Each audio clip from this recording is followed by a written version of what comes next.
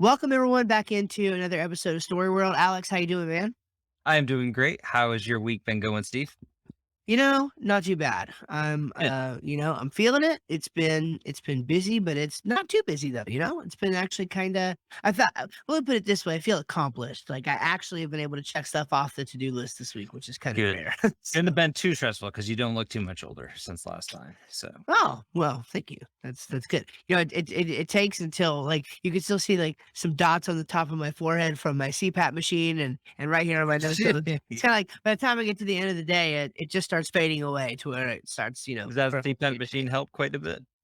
Oh yeah. Oh yeah. It's amazing. Yes. Maybe that's story of the week's material for one of these That days. that's how you that's how Steve gets his kicks. Is he just Yeah, puts man. that CPAP machine on. Yeah. Oof. Yeah. 100%. Well, it's how you go to bed with six kids or four kids in the house. So, it's good for something. So, we're going to talk this week about stories we don't like, and we're going to attempt a feat of actually like keeping this episode to be a little bit shorter than maybe the normal that you get from us. So we'll see how well we do. But I'm excited about this stories that we don't like and maybe why we don't like them. Yeah, and kind of specifically, Steve and I were going over some stuff, and we kind of each picked like one story that's kind of grouped up into several different ones. I guess you can kind of look at it that way, but yeah, I'm excited about it because we talk about stuff that we like and what we enjoy, and because that's kind of what our topics surround. But having something where we might break down something that disinterests us or that makes us upset, then that's something else that we can do. Yeah. Yeah, 100%, 100%.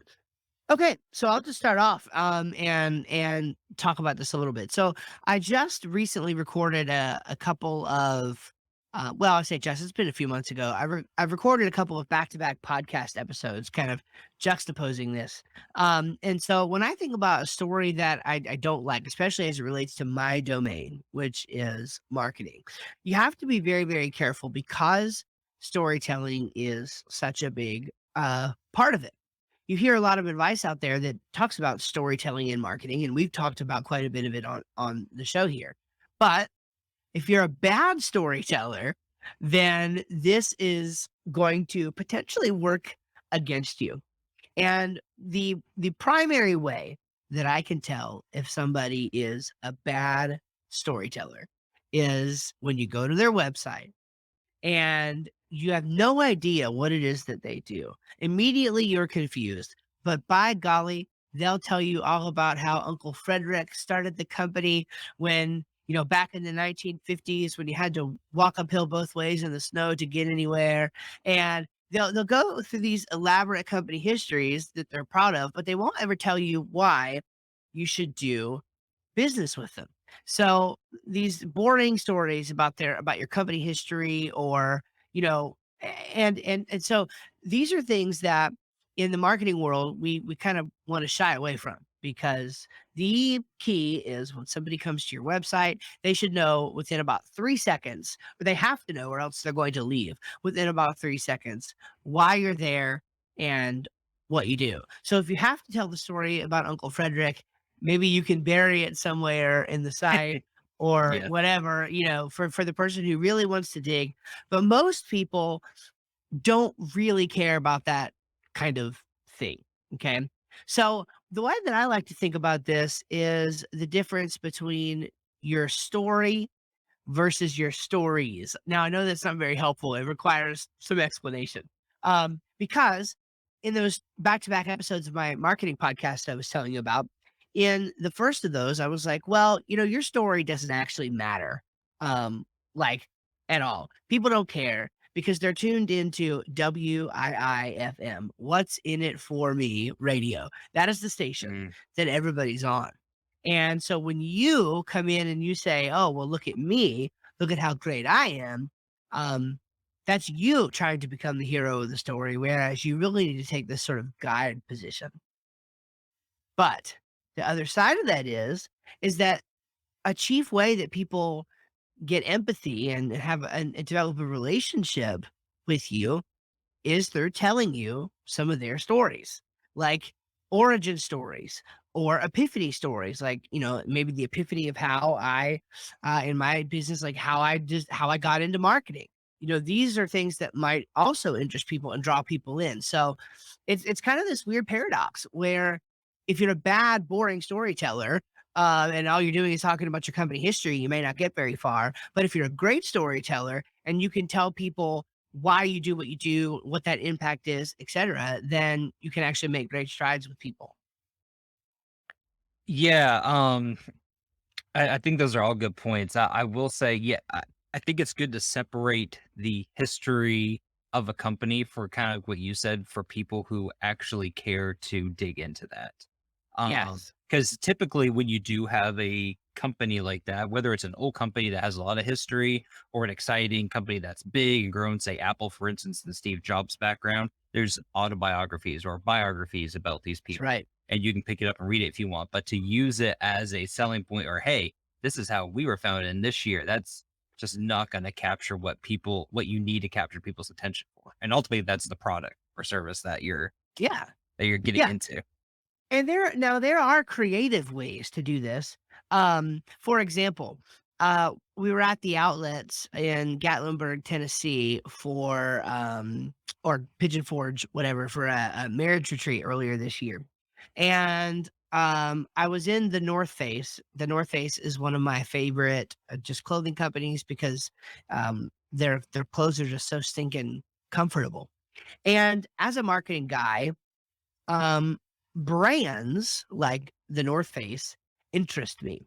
Hmm. They're they interest me because they're sort of an enigma, right? I mean, okay, yeah, their clothes are comfortable or whatever, but when you walk into their store, there's really nothing all that special about their clothes. Literally, the thing that is special about them is they have the little logo on it Hmm. that says Yeah. the North Face. It has the little igloo logo. Yeah. And it's like that brand, that logo, that mark, any amateur designer could draw the mark. So it's not about that. But yet, when you slap that logo on something, you now Yeah. have, you can now charge 50 or 60 or 70 or 80 or $120 for your product instead of 20, 30, $40 for your product. And that's very interesting. So while I was in the store, I had that on my mind because again, I can't just be normal and look at the clothes racks and say, "Oh, I like that." I have to be like, "What's the history of this company? How did Right. they actually become this?"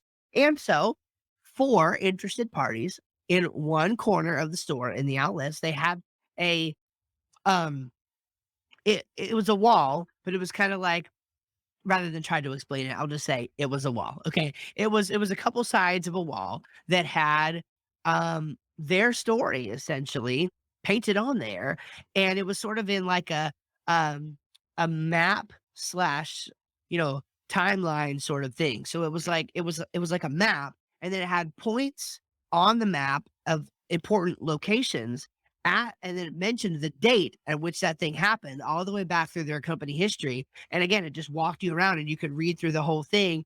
It basically took you from basically this being some I think it was basically like a small shop that sold to people who were going on hiking expeditions in like one random place. And now it's this global clothing brand, and it showed you all the different steps that the company took to get there in a very creative way. So that's an example of taking what could be a very boring story and actually turning it into something that's quite fascinating. So It, I think and it it can be done. Well, it seems like those stories too are more effective when you're I guess you can say marketing to someone that already has their foot in the door and is already That's right. like your products or interested in them or are attracted to them initially. That's right. Yeah, and when you have a brand like that, you really it's a different game than even the kind of marketing that I typically do. I typically do a very, you know, sort of in your face direct response marketing, hey, take action now sort of thing. Whereas these guys are, again, it's a total branding play. Mm. But given the history and the longevity of the company and everything, that worked out for them. And now, a lot of times brands like this, all they really have to do is share their ideas and they end up attracting a slew of customers who share their values and their ideas, and that plus plus a good quality plus the recognizability of the brand is something that makes for a good long-term sustainable business. I mean, can you imagine a world without Nike? I mean, it's kind of like, Nike wasn't always here, but now they are, and they're Yeah. probably not going away because they're so ubiquitous now.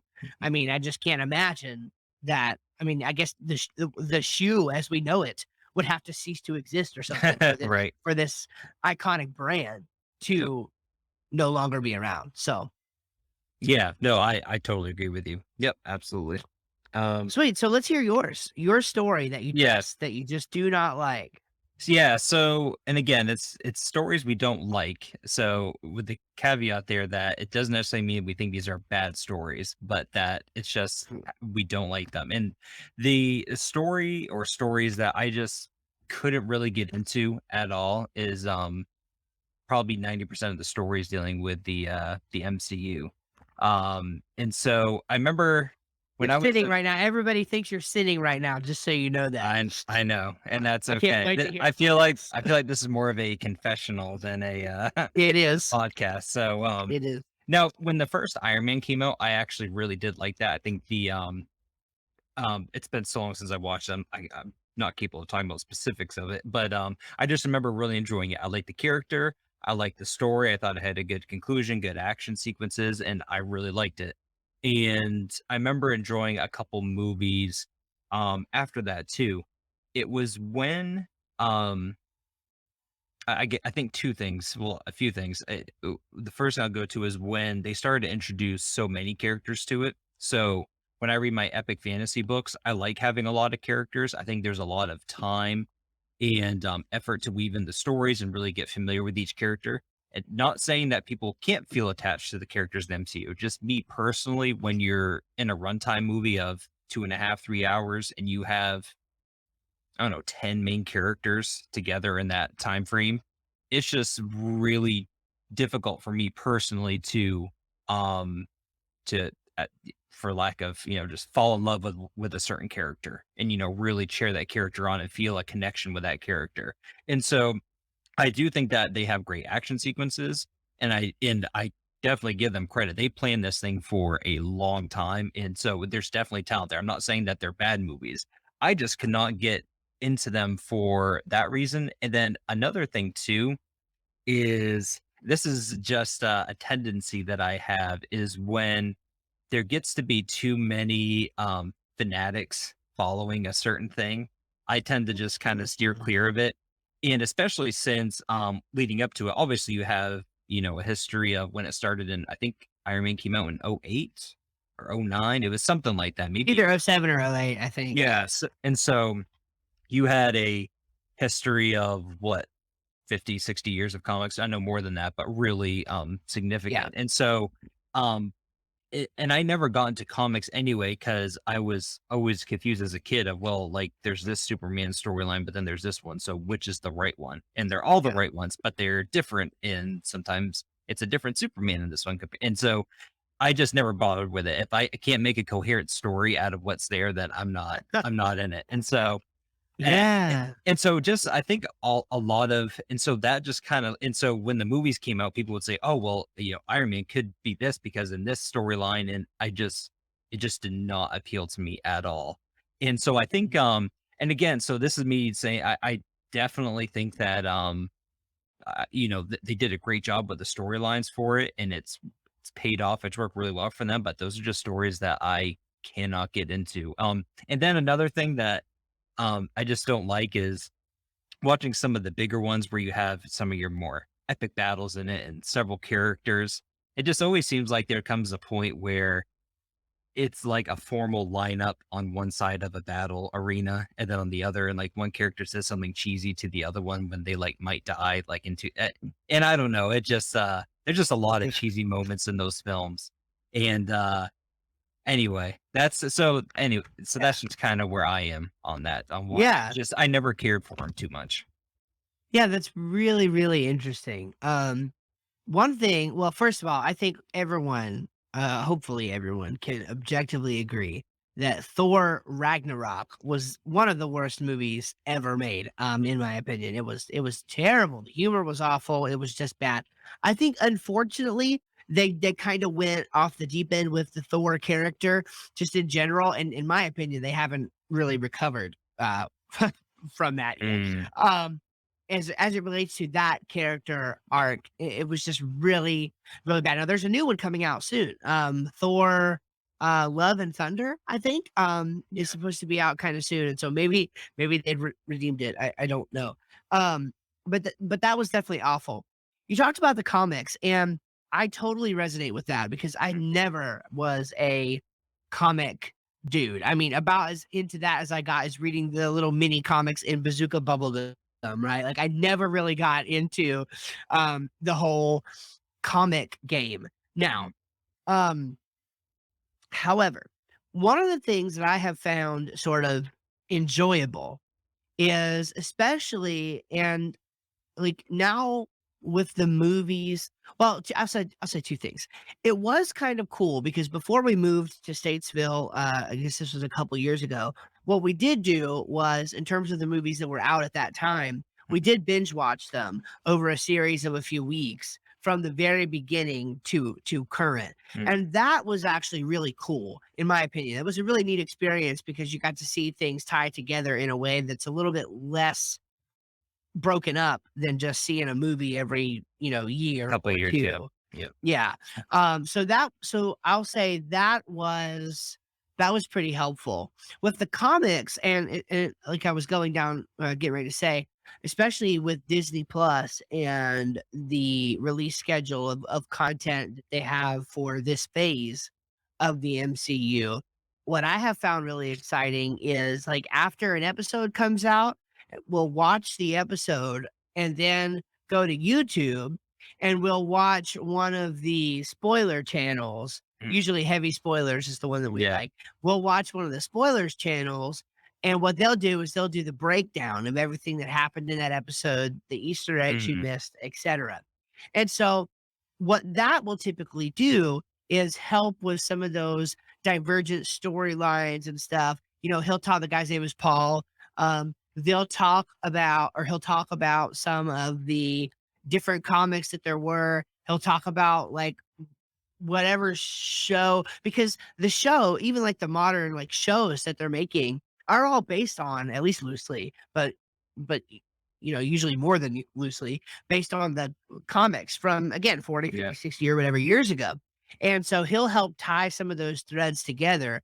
And in my opinion, that actually makes it kind of, I don't know, interesting. It's kind of cool to see how they're going back to this, canonized stuff and then pulling it out in new creative ways for, a new audience. I know it's supposed to be about stories we don't like, and here I am defending it, but, it also the production value, I think, of the TV shows, now and maybe that's just across the board with some of these streaming services because I noticed the same thing about Star Trek the other day, but the production value is just going through the roof, on some of these things, and to where Yeah. TV shows feel kind of like watching movies, and I think that's something that for me makes the MCU, um, you know, kind of kind of interesting. So, I do need to watch the whole first, phase again, just because, yeah, when you watch it over a decade, you tend to forget things, and it does feel, yeah. kinda split, and so I definitely need to watch them all again, and maybe that will help my opinion a little bit, Yeah, yeah, a little bit maybe further. we can have Yeah. a follow-up show after that happens and, see Yes. where if you But still have the same opinion or yeah. what. I think it really does have a lot to do though with the focus on characters. So I love the most recent Joker movie. I like the all the Batman movies. I like the old Spider-Man films. Um and then I really like more or less standalone films and Mm. or films that focus on a limited cast of characters. Um I don't know why. I mean, I'm sure I'll like the new Lord of the Rings show coming out, and I'm sure that'll have a variety of characters, but Well, now let me ask you a question because those other movies all have something in common that I don't really see in most of the MCU movies, and I'm just wondering if maybe we can have a little therapy session here too. Um, all of those are really dark mm. So movies. that has a lot to do with it too. So um I I knew that I did not like the MCU when I watched was it Civil War when Iron Man and Captain America fought for the first time? I Yeah. knew that I wasn't gonna fall in love with those movies at that point because I really wanted like one of them to kill the other. I was like, something bad needs to happen here. Yeah. And again, that's not to say that the ending wasn't good. It was actually pretty good ending from it's I've only watched it Yeah. once. It was right when it came out, but from what I remember, it kind of split into kind of either two groups or Iron Man was by himself in the end, kind of. And Yeah. so you kind of felt the Sure. weight of that, like, okay, so like how's it gonna go from here? But I just like really like wanted one of them to like either die or just something like traumatizing happen.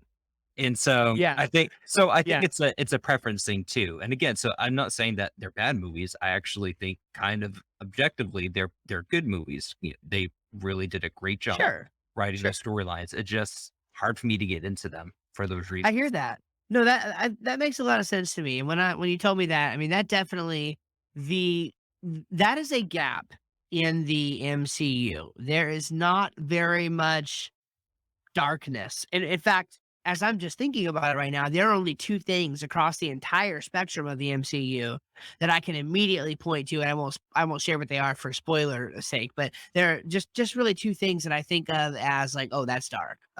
That's Mm, pretty I gotcha. crazy. And which considering how many movies and TV shows it is now, to only have two things to point through, yeah, that is an area where some more depth would be welcome at the And MCU. and Yeah.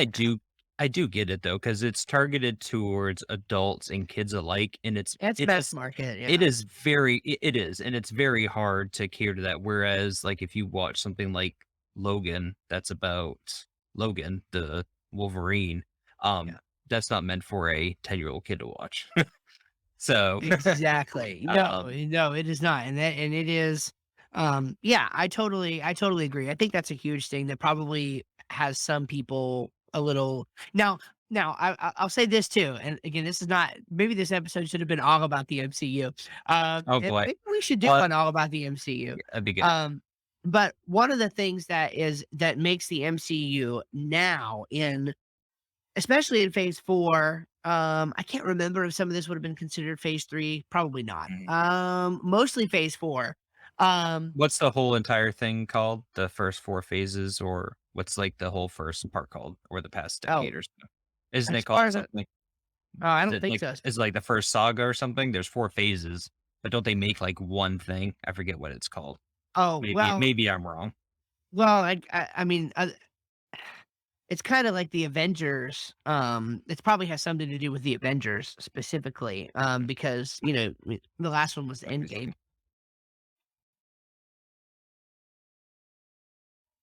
Um, Yeah, so it probably sorry. yeah, that's fine. No, I had to cough, so, um yeah, it probably has to do with something with the Avengers, but maybe you can look that up The and Avengers saga, that's how I think yeah, I'm the saying Avengers saga, yeah, it. that's Okay. probably about right. So when it gets into phase, 4 especially, they start playing with time a lot more, Mhm. um, because there's really no they don't really introduce the concept of the multiverse until later.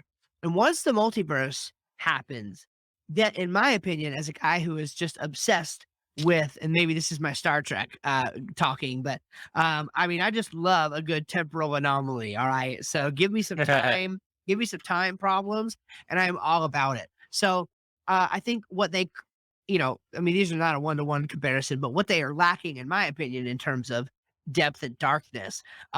Some of the cool stuff about how time works and how time can be manipulated and broken and restored. That Yes. was kind of interesting to me. And the one where you really see this is Loki. Okay. So if I had to make a recommendation in terms of, hey, what's some of the best, what's the best the MCU has to offer?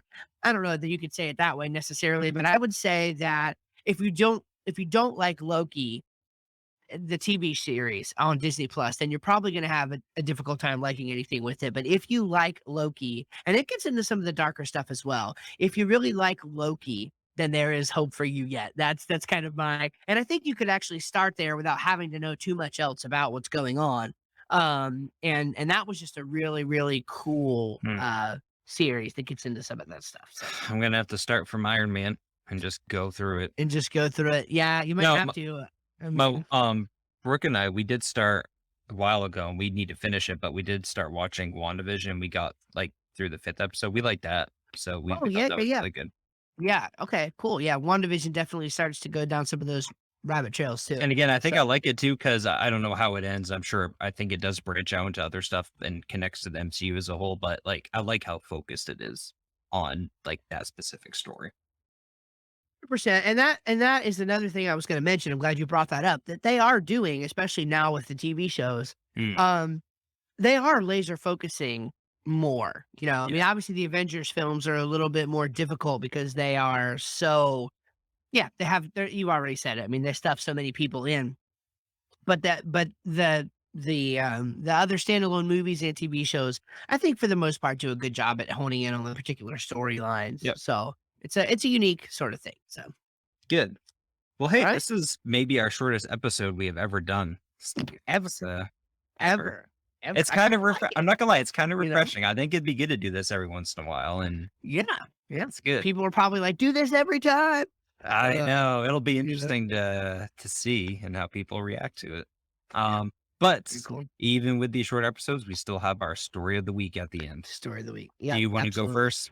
I'll go first. Yeah, I'll go first. So I have this epiphany that I can't credit myself with because I heard it from a colleague of mine who also owns a web and marketing agency. Um, but it, but what's interesting about it is that it kind of validates what I was already doing.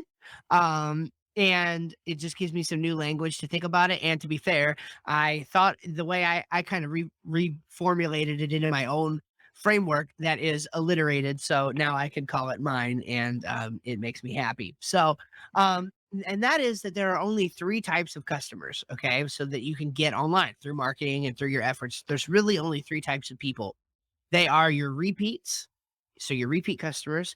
They are your referrals, so your word of mouth customers, and then your researchers. So these are your people who are looking to do business with somebody like you online, and they are online doing Google searches or looking on Facebook or just wherever for people that can, satisfy their need.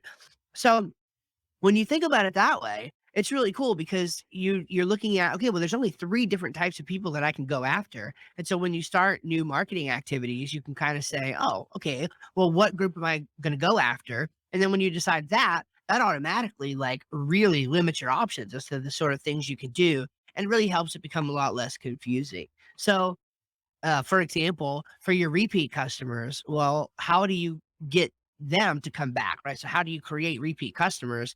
Well, the best way to do that is with email marketing because you put people into your Mhm. customer list or into your email list and you repeatedly send them emails every month at least, or if not every week, or maybe even a little more frequently than that. And this is why you get coupons from people in there. This is why you get email newsletters and updates from companies that you either do business with or like to follow, because they're trying to get you to come back and increase your transaction frequency with them. So email marketing is how you get repeat customers. Um, for your referral customers, what they're looking for is trust. So they've already got a little bit of the trust, meter built up because somebody referred them to you or referred you to them or whatever. And so now what you're going to do is start seeking out, oh, well, do other people agree with so and so's take on this company? And they're going to want to know that. And so that's where like reviews come in. Google reviews, Facebook reviews, reputation management. How many stars do you have? How recent are the reviews? Do you respond to the reviews? Do you respond positively, negatively? How do you react? So that's basically how you capture referral business is through reviews and reputation management. And then for researchers, this is where you're doing content marketing, like blogging or podcasting, typically blogging, honestly, because people are going to go for a Google search. And it really just depends on what kind of thing they're searching for as to whether Google wants to return a video or a podcast or a blog post. Mostly it's blog posts, but sometimes Google likes a video better for a particular kind of subject matter. You just sort of need to know that. But what's cool is in the marketing stuff that we offer in our business, we do all of these services for clients. And so we already offer a service that is meant to capture all three of those different people in the customer journey, but I never put that sort of language around it. So the next time I have an opportunity to sell this service, I'm going to sell it that way. And frankly, what it has allowed me to do is think of things in terms of, well, really, I don't just sell websites or whatever. It's like everything I sell is in the context of this program. Really, everybody's in my marketing program, even if they don't know it yet. Because what I'm going to want to do is upsell them, right? So I'm going to want to say, oh, okay, well, we have a website. So that's the foundation. You have to have that. But now it's like, well, we need to start thinking about getting you more customers for your business. So in your business, who does it make the most sense to target now? Researchers, repeats, or referrals? And it's like, oh, well, I think that we need to retarget or we need to target the referral customers. Mhm. So it's like, great, I can help you with that. So we offer this review and reputation management service that'll get you more 5-star Google reviews and build your reputation and trust with people online so that when people refer you via word of mouth, they can come here and they can see that other people have also said that you're trustworthy. What do you think? It's X dollars a month, you know. So everything now becomes a sales opportunity framed around the kind of customer activity that they want. And I just thought that was really, really cool. So I call that just the 3 types of customers, and I think it's a neat little framework for most businesses to think about. It's always refreshing when you kind of have a thought and you're practicing something or working on something, and then you come across a podcast or an article or a book where someone like puts that into words or a step or process, and you just think, yes, like this is what I've been doing all Yeah, the time. But it's gives you new refreshing to hear. language for it. Yeah, exactly. Yeah, absolutely. Okay. My story of the week. So, Steve was over to my place Saturday night, and we watched the UFC fight, UFC 274, and a bunch of guys. That was a big turnout. I think there were 13 of us total. So that was a really good turnout. But I kind of want to focus specifically on a fight that we were all. I think we were all on the verge of falling asleep. At least I was. I think maybe one or two of us actually did fall asleep, and that was a fight between. I'm gonna botch the last names, but Rose Namajunas and Carla Esparza. So Mm. this was Close enough. the yeah, close enough. This was the title fight for the women's strawweight division. And actually one of the better fights we've seen since we've watching fights together was between Nunez and Pena. The last fight we watched a couple months ago. That was Yeah. that was a great fight. And so we were all kind of excited, like, thinking, okay, that's hopefully this will be another good fight. And it just turned out to be the exact opposite. So for Yeah. anyone who doesn't know, it was a title fight, so it goes 5 rounds, 25 minutes of fighting. And, typically the title fights are really exciting. The final one between Oliveira and I forget how to pronounce the last name, but Getjay or something. That ended Yeah. in the Get you. first round. Yeah, it ended in the first round, but it was a great fight. It definitely did not disappoint. This one went the full 25 minutes and it gained pretty significant attention because, especially in the first round, I don't, you can correct me, I don't think one punch was s- Mm-mm. seriously thrown or landed in the first round. No. So we Mm-mm. went 5 Was not. minutes watching the whole thing, and they basically were circling each other, I guess trying to get in an edge fight, and It it was was good. So terrible. we're thinking, okay, 4 more rounds to go. I guess they were just trying to feel each other out, and then the second round was just the same thing. And then the crowd started booing, and us at the house, we were thinking, "What the heck is going on?" We were visibly upset too, and it was approaching like 11:30 at night, so we were all pretty tired, and it just did not help keep us awake. So just a Yeah. couple stats over 25 minutes of fighting, 5 rounds. So, Rose was she was the champion. She ended up losing it at the end. They gave it to the other girl. So Rose actually, hit, had more significant strikes, or at least percentage wise, and total strikes. Yeah, so the percentage she had 27% compared to Esparza's 22%. And she landed 38 strikes compared to the others 30. But Hmm. I think this is what, and again, I don't know how the judges exactly score. Maybe so I could be wrong on this, but I think what it came down to is in the end, Rose only she attempted one takedown and it was a successful takedown, but she only attempted one through the whole round.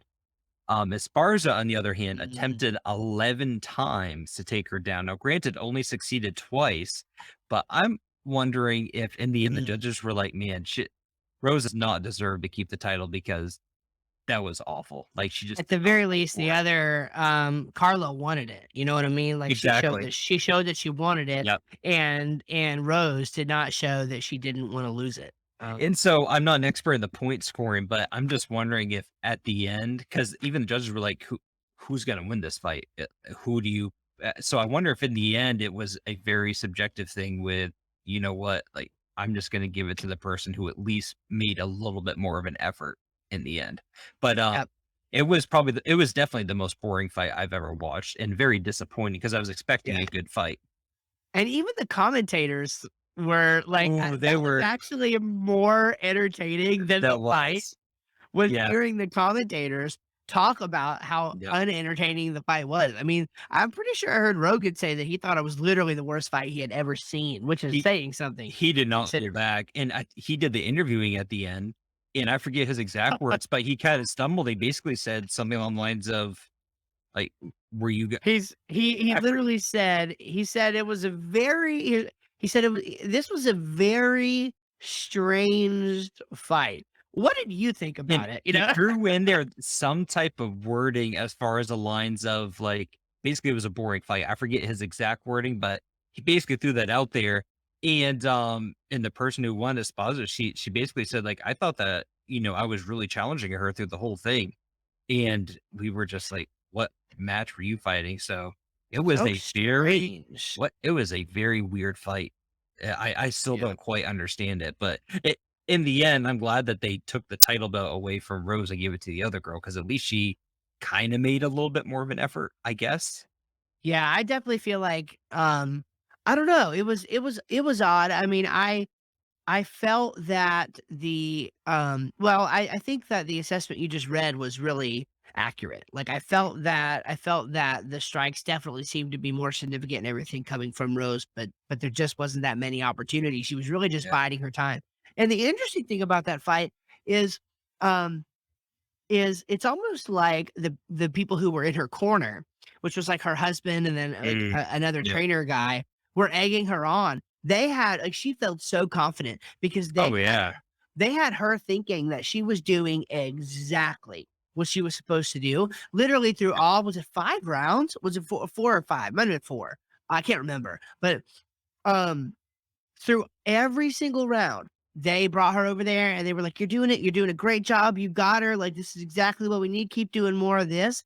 And so you really saw whenever they announced that Carla won, um, you saw just a sour look on her face and like a She confused was, like, look. She so was shocked. very Yeah. shocked that she Yeah. lost.